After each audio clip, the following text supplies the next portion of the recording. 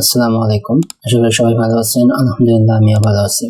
হেভরন institute of technology এই সাইটের পক্ষ থেকে আপনাদের সবাইকে স্বাগত জানাই।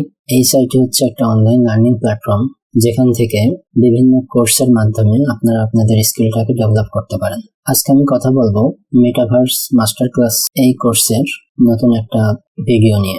আজকে আমাদের আলোচনার বিষয় হচ্ছে মেটাভার্স তৈরিতে কোন কোন প্রযুক্তি ব্যবহার করা হয়েছে, মেটাভার্সের কি কি প্রযুক্তি কাজ করছে মেটাভার্স তৈরিতে। আজকে এই বিষয় নিয়ে কথা বলবো সম্পূর্ণ ভিডিওতে। আশা করি এই সম্পূর্ণ ভিডিও জুড়ে আমাদের সাথে থাকবেন। আর আমাদের ভিডিওটা যদি ভালো লেগে থাকে তো অবশ্যই আমাদের চ্যানেলটা সাবস্ক্রাইব করবেন, বেল আইকনটা অন করে রাখবেন নতুন কোনো ভিডিও আপলোড করার সাথে সাথে যাতে আপনারা পেতে পারেন। তো চলুন শুরু করা যাক।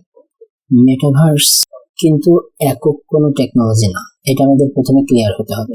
মেটাভার্স একক কোনো টেকনোলজি না। মেটাভার্স তৈরিতে বিভিন্ন টেকনোলজি কম্বাইন করে একটা নতুন টেকনোলজি দাঁড় করানো হয়েছে। মানে বিভিন্ন টেকনোলজির সমন্বয় করে একটা নতুন টেকনোলজি দাঁড় করানো হয়েছে, সেইটাই মেটাভার্স তৈরিতে সাহায্য করছে। ঠিক আছে, তাইলে মোট কথা কি হচ্ছে যে মেটাভার্স নিজস্ব একক কোনো টেকনোলজি না। ঠিক আছে, তখন প্রশ্ন আসতে পারে তাইলে কোন কোন টেকনোলজি একত্রে করে বা সমন্বয় করে মেটাভার্স ডেভেলপ করার জন্য ব্যবহার করা হচ্ছে। এখানে অনেকগুলো টেকনোলজির কথা আমি বলবো এক এক করে। সেটা হচ্ছে প্রথমত এখানে ওয়েব 3 লঞ্চ হচ্ছে। মানে এতদিন আমরা ওয়েব 2 তে ছিলাম, ওয়েব 2 থেকে এখন ওয়েব 3 তে আমরা শিফট করতেছি। সেই ওয়েব 3টা এই মেটাভার্স তৈরিতে ব্যবহার হচ্ছে। তারপরে 2 নম্বরে হচ্ছে ব্লকচেইন, যেই এইটা আছে প্রোটোকলটা আছে, এইটা ব্যবহার হচ্ছে এই মেটাভার্স ডেভেলপমেন্টের ক্ষেত্রে।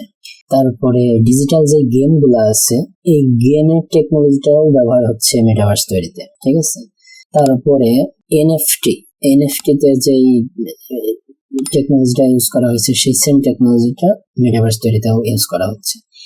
এছাড়াও আরো কিছু ছোটখাটো ল্যাঙ্গুয়েজ, আরো কিছু নতুন নতুন টেকনোলজি আছে।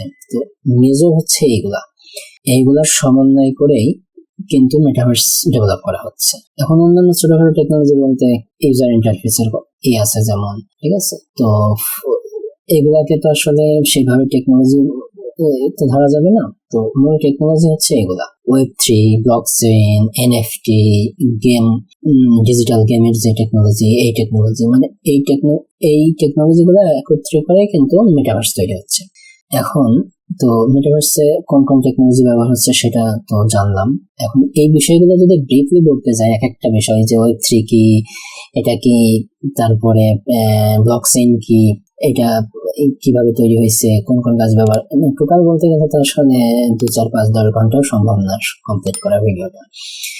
তো মেটাভার্স ইউজ করার জন্য কিন্তু আপনাদের আমি আগের ভিডিওগুলোতে বলছি, মেটাভার্স ইউজ করার জন্য আপনার এই সমস্ত কিছু জানার কোনো দরকার নেই। মেটাভার্স তৈরি করার জন্য এই টেকনোলজিগুলো ব্যবহার হচ্ছে। তো আমরা যেহেতু মেটাভার্স ইউজ করবো, সো আমাদের এই টেকনোলজির নামগুলো একটু জেনে রাখা ভালো। আর যদি কেউ ডিপলি জানতে চান তো সেই ক্ষেত্রে আপনারা কমেন্টের মাধ্যমে জানাতে পারেন। নির্দিষ্ট কোনো বিষয় থাকলে আমি অবশ্যই সেটার উপরে ভিডিও তৈরি করার চেষ্টা করব। তো এখন আসি different shape of the metaverse. মানে মেটাভার্সের বিভিন্ন যে শেপ গুলো আছে এইগুলা কি, এটা আমি ঠিক শেপ বলবো না, আমি বলবো যে লেয়ার।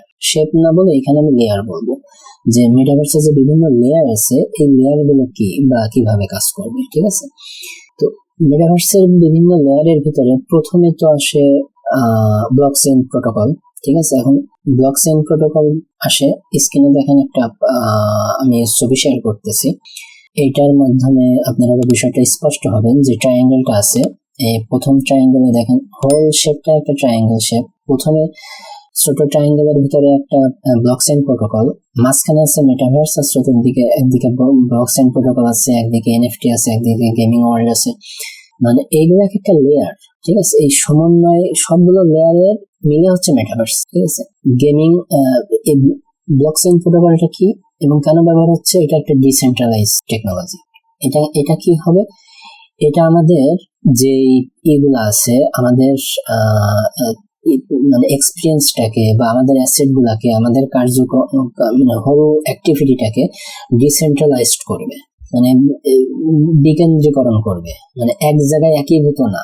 এতদিন আমরা ওয়েব 2 তে যাচ্ছিলাম যে সমস্ত কিছু একীভূত ছিল, এক কেন্দ্রিক ছিল, একটা নির্দিষ্ট কোম্পানি থেকে বা এই জায়গা থেকে এটা হ্যান্ডেল করা হতো, কন্ট্রোল করা হতো। এখন সেটাকে বিকেন্দ্রীকরণ, মানে বিভিন্ন যারা যারা ইউজ করবে সবার কাছে এই তথ্য থাকবে, যার যার অ্যাসেটের মালিক সেই, ঠিক আছে, সেই তার নিজের অ্যাসেট গুলো কন্ট্রোল করবে। সো এই কাজটা করবে ব্লকচেইন প্রোটোকল, ঠিক আছে, বা ব্লকচেইন টেকনোলজি। এনএফটিটা কি কাজ করবে? এনএফটি হচ্ছে আপনার ডিজিটাল যে অ্যাসেটটা আছে, এই অ্যাসেটটা ওন করতে সাহায্য করবে। এখন ওনের সঠিক বাংলা বলতে মালিকানাধীন বা মানে ডিজিটাল অ্যাসেট গুলোর মালিক হতে সাহায্য করবে হচ্ছে এনএফটি টেকনোলজিটা।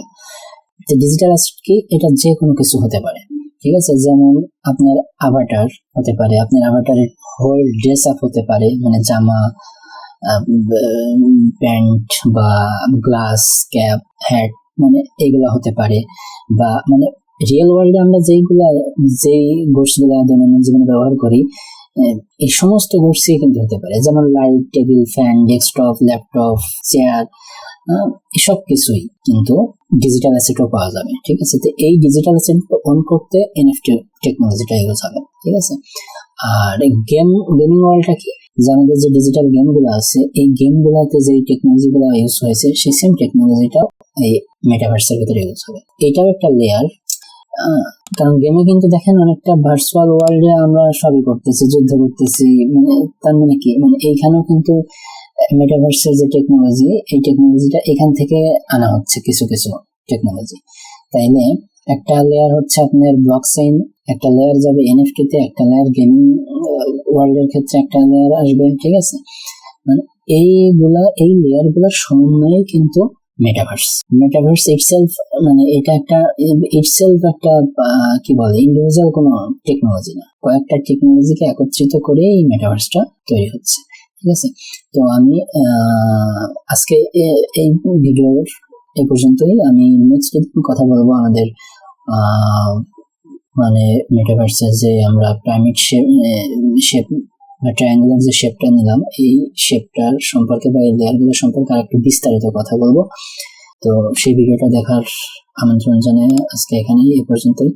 তো সবাই ভালো থাকবেন, সুস্থ থাকবেন, ধন্যবাদ সবাইকে।